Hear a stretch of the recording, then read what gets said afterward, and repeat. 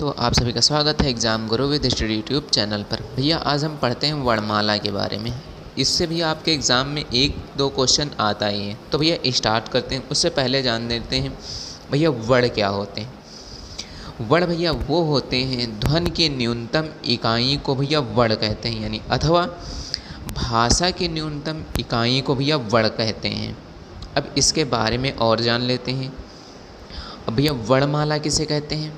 वर्णमाला वर्णों की व्यवस्थित समूह को वर्णमाला कहते हैं। वर्णों की संख्या भैया कितनी होती है? 52 होती है। उच्चारण और प्रयोग के आधार पर हिंदी वर्णमाला को दो भागों में बांटा गया है।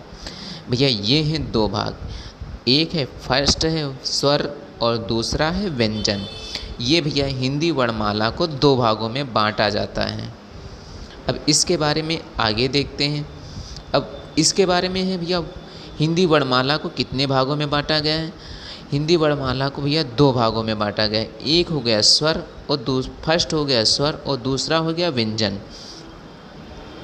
अब भैया स्वर के कितने भागों में बांटा गया है? तो भैया स्वर को दो भागों में बांटा जाता है। पहला है ह्रस्व स्वर, दूसरा है दीर्घ स्वर। इसके बारे में भैया हम पूरा एक्सप्लेन में आगे चल के पढ़ते हैं। और भैया व्यंजन को कितने भागों में बांटा जाता है? तो भैया व्यंजन को 5 भागों में बांटते हैं। कितने भागों में भैया बांटते हैं? 5 भागों में। नंबर 1 स्पर्श व्यंजन, अंतरस्थ, ऊष्म, संयुक्त और आगत स्वर। ये भैया 5 भागों में होते हैं। अब इसके बारे में हम आपको आगे चल के पढ़ाते हैं, ठीक। अब उसके बारे में फिर आपको यहाँ पूरा एक्सप्लेन में मिल जाएगा भैया कि स्वर में कितने स्वर होते हैं, दीर्घ में कितने स्वर होते हैं और स्पर्श में कितने स्वर होते हैं। ये सारा चीज़ डिटेल में यहाँ पे मिल जाएगा। अब आगे बढ़ते हैं, आगे पढ़ते हैं भैया। अब स्वर के बारे में एक्सप्लेन में जानते हैं। जो वर्ण बिना किसी अन्य वर्णों की सहायता से भैया बोले जाते हैं उन्हें स्वर कहते हैं। यानी जो वर्ण बिना किसी वर्णों की सहायता से बोले जाते हैं उन्हें स्वर कहते हैं। स्वर पूर्णतः स्वतंत्र होते हैं। इनकी संख्या भैया कितनी होती है? 11 होती है। छोटा, बड़ा, छोटी, बड़ी, छोटऊ, बड़ऊ, ऋण, ए, आए, ओ, आओ। ये भैया हो गए 11। ये हमारे हो गए स्वर। अब भैया इसमें होता है अनुस्वार, किसे बोलते हैं? जिसको अन बोलते हैं वो भैया होता है अनुस्वार। और विसर्ग किसको बोलते हैं? जिसमें आ होता है, जिसको आ बोलते हैं वो भैया होता है विसर्ग। अयोग स्वर किसे बोलते हैं? अन और आ को मिला के भैया दोनों को अयोग स्वर बोला जाता है। क्लियर हो गया ना? बढ़ते हैं नेक्स्ट भैया। अनुस्वार और विसर्ग को भैया क्या कहा जाता है? अयोग वाह भी कहा जाता है। यानी दोनों को भैया अयोग वाह भी कहा जाता है। ह्रस्व स्वर और लघु स्वर की संख्या भैया कितनी होती है? 4 होती है। कौन कौन से होते हैं? छोटा आ, छोटी ई, छोटऊ और ऋण। ये भैया होते हैं ह्रस्व स्वर। और दीर्घ स्वर की भैया संख्या कितनी होती है? 7 होती है।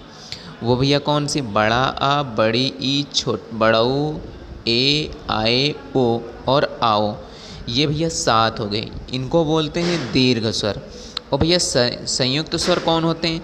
संयुक्त स्वर होते हैं ए, आए, ओ, आओ। इनकी भैया संख्या होती है 4। ठीक, ये क्लियर हो गया। अब आगे बढ़ते हैं। आगे भैया देखते हैं स्वर के भेद कितने होते हैं। भैया स्वर के होते हैं 3 भेद होते हैं। एक होता है ह्रस्व स्वर होता है और दूसरा होता है दीर्घ स्वर होगा और एक होता है प्लुप्त स्वर। मैंने ये चीज़ अभी पहले बताया था कि मैं इस चीज़ को आगे चल के एक्सप्लेन करता हूँ। अब यहाँ भैया मैं पूरी चीज़ एक्सप्लेन में बता रहा हूँ। पहले हम ह्रस्व स्वर के बारे में पढ़ लेते हैं। ह्रस्व स्वर किसे बोलते हैं भैया? वह स्वर जिनको बोलने में हमें बहुत कम समय लगता है या जिन्हें बोलने में एक मात्रा का समय लगता है उन्हें क्या बोला जाता है? ह्रस्व स्वर बोला जाता है। जैसे भैया हो गया छोटा आ हो गया, छोटी ई हो गई, छोटा ओ हो गया और ऋण हो गया। इनको बोलने में भैया हमें समय बहुत कम लगता है। इसी वजह से ये भैया 4 वर्ण होते हैं ह्रस्व स्वर।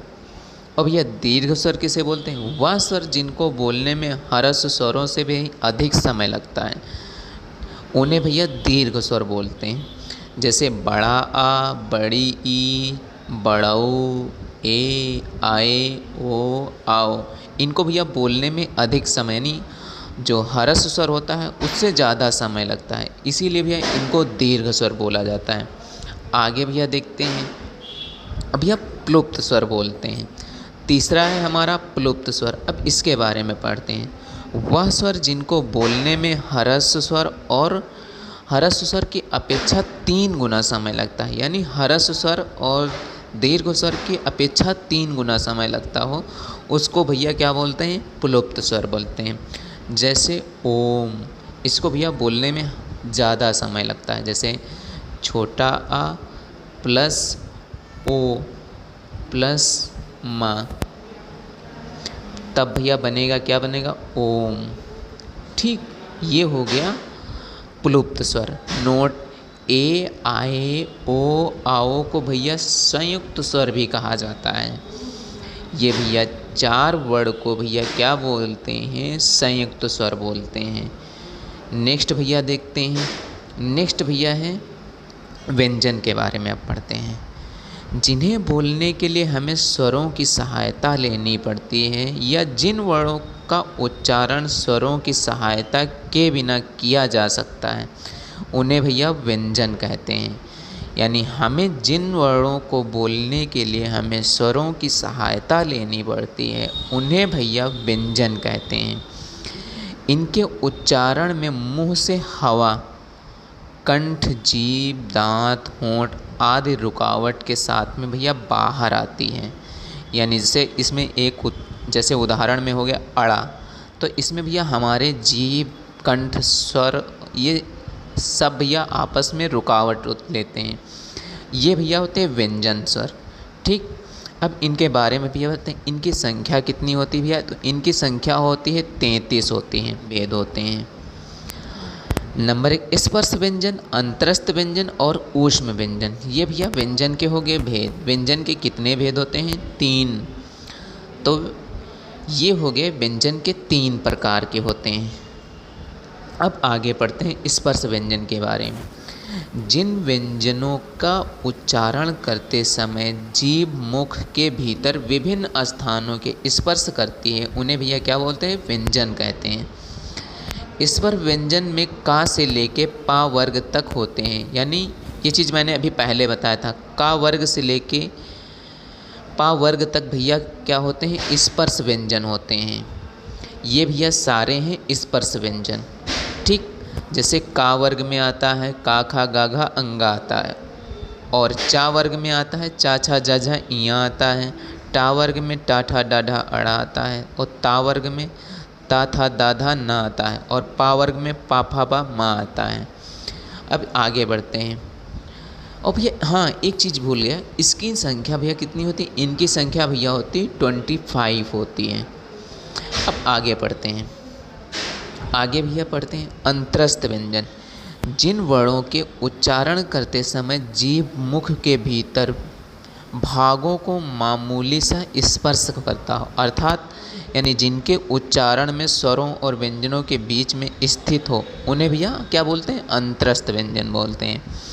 जिन वर्णों के उच्चारण करते समय जीभ मुख के भीतरी भागों में मामूली सी स्पर्श हो, यानी जीभ मुख के भीतरी भागों में स्पर्श हो, उन्हें भैया क्या बोलते हैं? अंतरस्थ व्यंजन।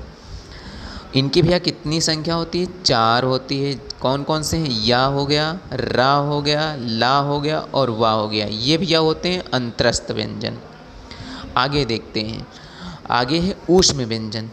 जिन वर्णों को उच्चारण करते समय हवा मुख से विभिन्न भागों में रगड़ खाती है तथा बोलने में गर्मी उत्पन्न होती है, उन्हें भैया ऊष्म व्यंजन कहते हैं।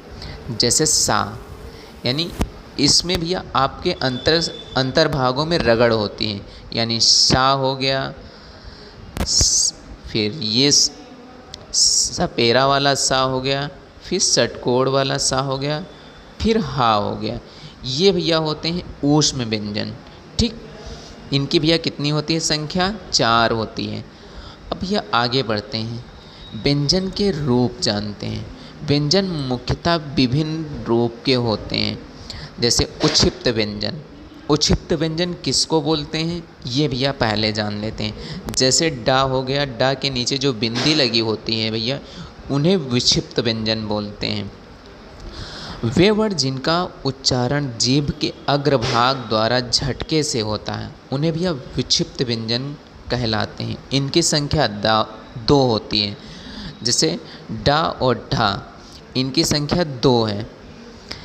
इन्हें द्विगुण व्यंजन भी कहते हैं।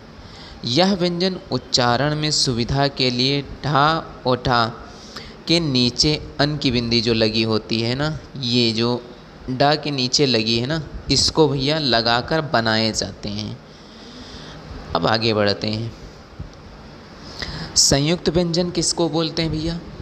2 या 2 से अधिक व्यंजन वर्णों के योग से बनता है। इनकी संख्या भैया कितनी होती है? 4 होती है।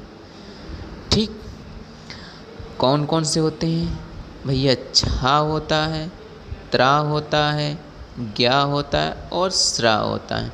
ये भैया 4 हैं, यानी ये भैया 2 वर्णों से मिलकर बने होते हैं। अधिक व्यंजनों वर्णों के योग से बनता है। अब भैया इनको बनाते कैसे हैं? जैसे का प्लस सा, तो ये बराबर होता है छा बनता है। ठीक, और जैसे ता प्लस रा बराबर त्रा बनता है, और जा प्लस इया बराबर बनता क्या बनता है? ज्ञा बनता है। नेक्स्ट भैया देखते हैं। नोट में एक चीज़ ज़रूर याद रखिएगा, अंगा और इया और अड़ा और डा ढा से कोई शब्द की भैया शुरुआत नहीं होती है। अब नेक्स्ट पढ़ते हैं अयोगवा।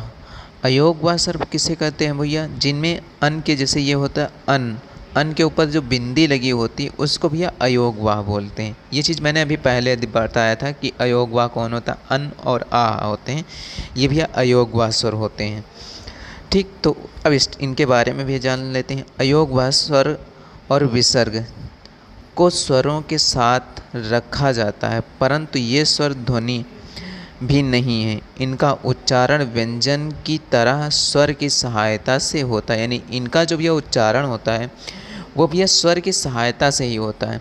ये उच्चारण की दृष्टि से व्यंजन और लेखन की दृष्टि से स्वर होते हैं। अब आगे देखते हैं भैया। आगे अन और आ भैया अयोगवा होते हैं। अन हो गया और आ हो गया, ये भैया होते हैं अयोगवा स्वर होते हैं। ये होता है भैया जो अन होता है उसको अनुस्वार बोलते हैं, और जो आ होता है उसको भैया विसर्ग बोलते हैं। ये भैया क्लियर हो गया ना। अब विसर्ग के बारे में भैया पढ़ लेते हैं। विसर्ग का प्रयोग स्वर के बाद किया जाता है, यानी पहले नहीं होता, स्वर्ग के बाद होता है। इसका प्रयोग प्रायः संस्कृत में मिलता है, यानी संस्कृत में ज़्यादातर विसर्ग का प्रयोग मिलता है। हिंदी में फिर भी हिंदी में इसका प्रयोग हम लोग निम्न प्रकार से कर सकते हैं। जैसे हो गया प्रायः हो गया, ठीक, और अंत हो गया, और दुख वगैरह जैसे ये वर्ड होते हैं, इनमें भैया इनका प्रयोग किया जाता है। जैसे प्रायः है, प्रातः है, अंत हो गया, यानी अंतकरण हो गया, और दुख हो गया, जैसे सुख हो गया। इन समय भैया इसका प्रयोग किया जाता है। अब आगे बढ़ देखते हैं। जो चंद्र वाले बिंदी वाले होते हैं इनके बारे में भैया जानते हैं। चंद्र बिंदी यह हिंदी में अपनी ध्वनि, ये भैया सॉरी गलती से लिख गया, ध्वनि होता है।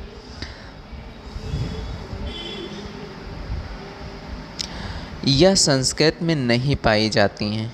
ठीक, इनके उच्चारण के समय हवा मुंह और नाक दोनों से निकलती है। उदाहरण के रूप में भैया जैसे गांव हो गया, पाँव हो गया, बांध हो गया, चांद्र हो गया इत्यादि हैं। इनके भैया हवा मुंह और नाक दोनों से निकलती है। अब आगे देखते हैं हलंत वाले, जिसमें जैसे डा हो गया, डा जैसे ये हो गया, इसमें भैया ये सब हलंत वाले होते हैं। हलंत में जैसे माँ में हलंत लगा दो तो आधा माँ बन जाता है, ये सब हैं। अब ये इनके बारे में, जहाँ 2 वर्णों को जोड़ने में असुविधा होती है वहाँ हलंत का चिन्ह लगाया जाता है। ठीक, जैसे बुढ़ा हो गया, गड्ढा हो गया, इत्यादि हो गया। इनको भैया दो वर्णों को जोड़ने में भैया जहाँ पर असुविधा हो वहाँ पर हलंत लगाते हैं। रेफ, रेफ भैया किसे बोलते हैं? रा पर रा का चिन्ह जब व्यंजन वर्ण के रूप में लगाया जाता है तो उसको भैया रेफ बोलते हैं। जो भैया जैसे किसी मात्रा के ऊपर रा आधा लगाते हैं ना, उसको भैया रेफ बोलते हैं। रा का चिन्ह जब व्यंजन वर्ण के ऊपर लगाया जाता है तो उसे भैया क्या बोलते हैं? रेफ बोलते हैं। जैसे गर्म, धर्म, वर्ण, अर्थ इत्यादि। ये भैया जो ऊपर ऊपर जो रा लगा हुआ है ना, उसको भैया रेफ बोला जाता है। अब आगे बढ़ते हैं। चांद्र, चांद वाली भैया जो बिंदी लगती है, ये इसको भैया कहाँ कहाँ प्रयोग करते हैं उसके बारे में जानते हैं। कुछ शब्द में इस चिन्ह का प्रयोग किया जाता है। यह बिंदु रहित चंद है। इसका उच्चारण ओ के समान यानी औरों के समान होता है। ओ के समान होता है, जैसे आ के समान नहीं, यानी ओ के समान होता है, आ के समान भैया नहीं होता है। प्रायः अंग्रेजी शब्दों में इसका प्रयोग होता है, जैसे नॉलेज, डॉक्टर, ऑफिसर इत्यादि में भैया प्रयोग किया जाता है। के स्थान के आधार पर यानी कंठ, तालव्य, मूर्धा और दंत यानी इनसे जो वर्ण बोले जाते हैं, उनके जो स्वर बोले जाते हैं उसके बारे में भैया जानते हैं। कौन कौन से स्वर होते हैं पहले वो देखते हैं भैया। कंठ में होता है का, खा, गा, घा, अंगा। ये भैया सारे वर्ण, 5 वर्ण ये कंठ से बोले जाते हैं। तालव्य स्वर भैया कौन से होते हैं? चा, छा, जा, झा, इया और या और शा। ये भैया होते हैं 7 वर्ण।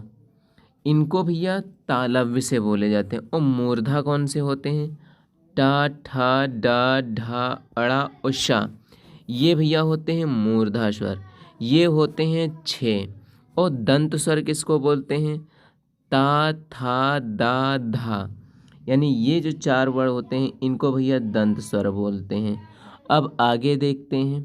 नेक्स्ट देखते हैं भैया अल्प प्राण और महाप्राण के बारे में जानते हैं।